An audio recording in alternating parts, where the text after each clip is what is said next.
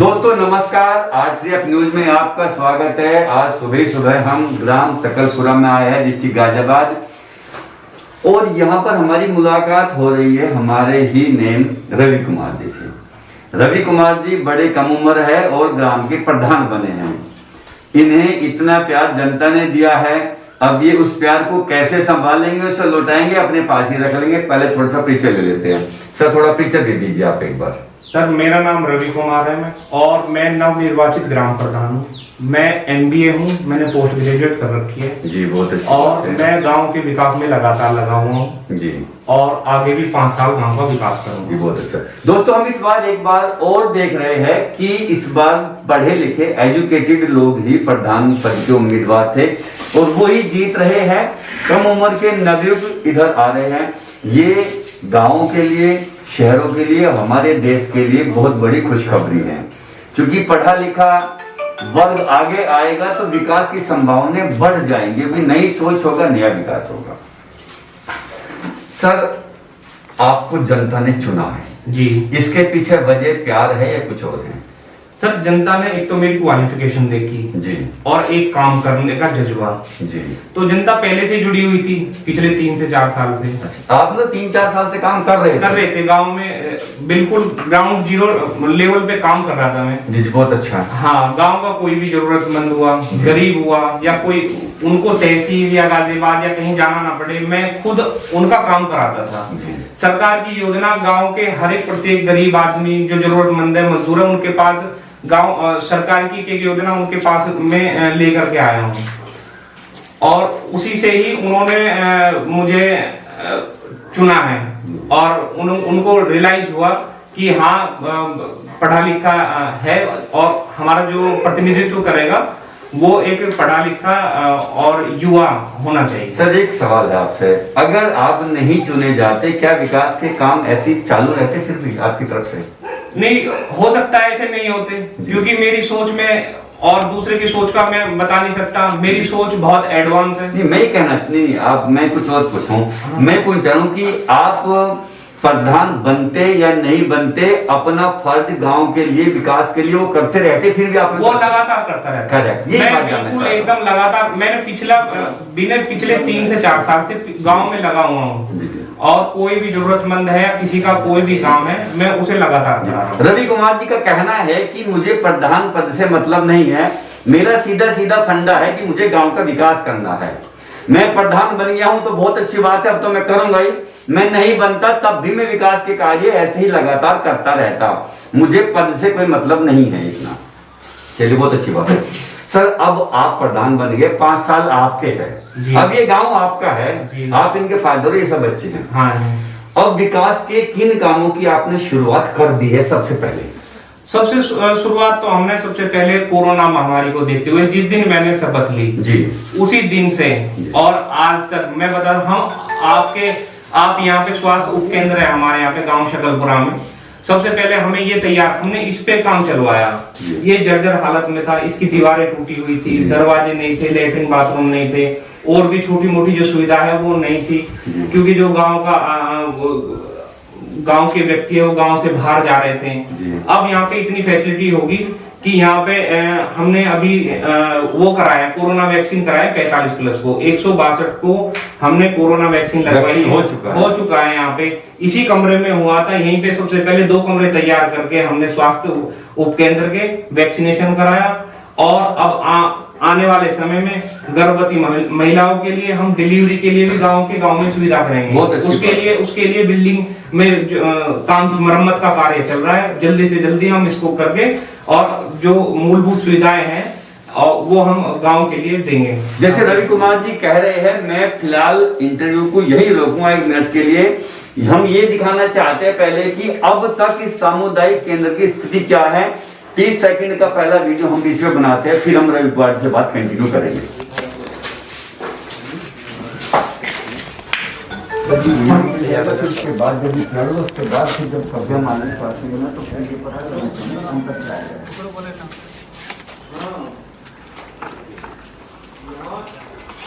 Interview वाले बैठे अब 11 में आधे घंटे में इंटरव्यू वाले मीडिया वाले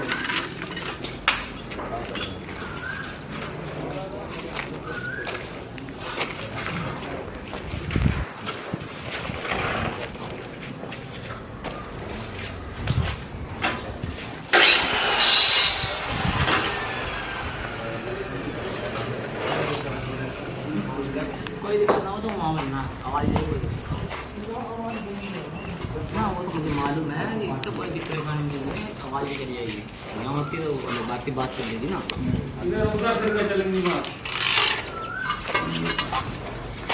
कैसे और दिखाए तक बार यार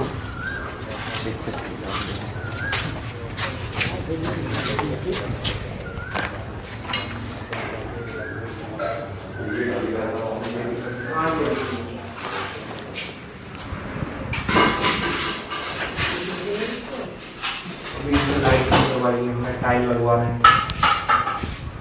तो दोस्तों, जैसे कि आपने देखा अभी सामुदायिक केंद्र की स्थिति क्या है, जो पहले से थी अब इसमें परिवर्तन किया जा रहा है, और ये सब अभी रवि कुमार जी अपने पैसे से ही करा रहे हैं। अभी गवर्नमेंट की तरफ से इन्हें कोई पैसा नहीं मिला है, सब अपनी जेब से करा रहे हैं, पूरी सुविधा करा रहे हैं। बाकी उन्होंने बताया है कि यहाँ पर डिलीवरी की सुविधा भी रहेगी, पूरी तरह से केंद्र को तैयार किया जा रहा है, जैसे रवि कुमार जी ने अभी बताया और जैसे अभी हमने आपको दिखा। सर बहुत अच्छा है।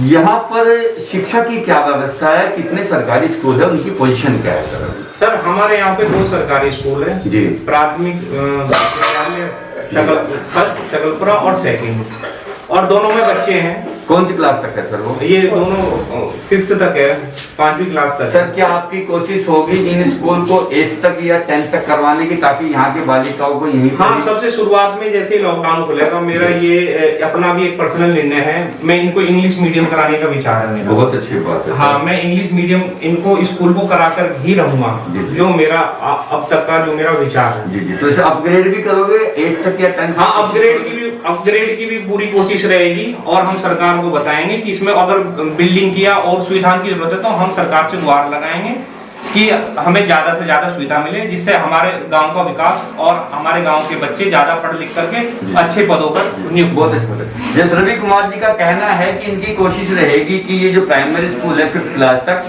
8वीं क्लास और 10वीं क्लास तक का भी स्कूल यहीं पर ही शुरू कर लिया जाए, ताकि यहाँ की बालिकाओं को, बालकों को बाहर ना जाना पड़े और सभी सुविधा उन्हें यहीं मिल जाए, और ये उसे इंग्लिश मीडियम करने की भी कोशिश कर रहे हैं। सर गांव में अभी वृद्ध पेंशन और विधवा पेंशन की स्थिति क्या है? वृद्धा पेंशन और विधवा पेंशन, कोई भी व्यक्ति, मैं चुनाव से पहले भी कोई भी जरूरतमंद मेरे पास आया, मैंने उनकी सभी की पेंशन कराई। हाँ, उनके कागज तैयार कराने, सेक्रेटरी पे साइन कराने, और एडीओ पेंशन पे उन पे जाना करवाना, किसी भी वृद्धा को या विकलांग को या फिर हमारी जो भी माता है, जो पात्र है, उनको कहीं भी या तो तहसील के या फिर इनके कार्यालय के समाज कल्याण विभाग के कहीं भी चक्कर ना लगाने पड़े। आपके कार्यकाल में सभी विधवाओं को, वृद्ध को, विकलांगों को पेंशन मिलेगी। तो गांव वालों, आप सुन रहे हैं आपके प्रधान की बात, इनका कहना है कि कोई भी विधवा है गांव में, वृद्ध है, विकलांग है, उनकी सभी की पेंशन बनवाई जाएगी और सबको सुचारू रूप से पेंशन मिलती रहेगी। चल बहुत अच्छी बात है। सर गांव में जो गरीब तबका है, क्या सभी के घरों पर छत होगी, सबके एक आशियाने होंगे? हाँ, हम देख रहे हैं जिसको जरूरतमंद है, जैसे किसी के घर में लैट्रिन नहीं है, हम उनके घर में प्राथमिकता के आधार पर उनके घर में लैट्रिन की सुविधा कराएंगे। जिनके छत नहीं है उनकी हम सरकार से जो हमारी योजना आती है उनके द्वारा उनको छत मुहैया कराई जाएगी प्राथमिकता के आधार पे। हम अभी 1,000 जो रेहड़ी पटरी वाले जो मजदूर है, जो सब्जी बेचते हैं, या कोई इलेक्ट्रिक का काम करता है, या कोई आपका किसी भी तरीके की दुकान चलाता है, मजदूरी करता है, उनके सरकार की तरफ से जो 1,000 रुपए उनको उनका रजिस्ट्रेशन करा रहे हैं, उनको जो सरकार से सुविधा है वो दिलवाई जा रही है, लगातार उनके फॉर्म भरवाए जा रहे हैं हमारे द्वारा। जी जी सर, बहुत अच्छी बात है। यानी कि गांव में अब कोई भी बेरोजगार नहीं रहेगा, सबके पास अपने घर होंगे, छतों की आशाएं होगा। अब ये गांव एक सुखवाल गांव बनने जा रहा है, इसमें खुशहाली ही रहेगी। सर गांव में कोई खेल का मैदान है? अभी फिलहाल खेल का मैदान, जैसे हमारे कॉलेज है, हमारे गांव से 2 कॉलेज लगे हुए हैं, राजेश पायलट डिग्री कॉलेज और केआर इंटर कॉलेज। अभी हमारे बच्चे यहीं पे जाते हैं, यहीं पे खेलते हैं। कोई आपकी किसी ऐसी रूपरेखा है कि कोई खेल का मैदान गांव में अलग से तैयार करवाया जाए? हाँ, मेरी रूपरेखा है, हमारे पास कुछ जगह है जो LMC की हाँ जगह है, लेकिन ज्यादा नहीं है, थोड़ी है। उनमें हम ओपन जिम ओपन जिम का हमारा सबसे पहले विचार है, ओपन जिम बनवाएंगे उनमें, और उसमें खेल के बच्चों के वो बैडमिंटन के लिए पोल करवाएंगे, और जो भी छोटी छोटी सुविधाएं खेल के लिए, कुश्ती का मैदान हुआ वो बनवाएंगे। और हम भी चाहेंगे कि हमारे गांव से भी कोई बच्चा निकल के ऊपर लेवल तक जाए और गांव का नाम रोशन करे। आप देख रहे हैं कि खेल के मैदान का भी पूरा पैटर्न किया जाएगा ताकि भारत स्वस्थ हो, स्वच्छ हो, तभी विकास होगा हमारा। इनका पूरा फोकस उस चीज पर भी रहेगा। सर जैसे आप एजुकेटेड है, MBA हैं, कई गांवों में लाइब्रेरी की सुविधा है, कई में की जा रही है, इसके बारे में आपके क्या कदम होंगे?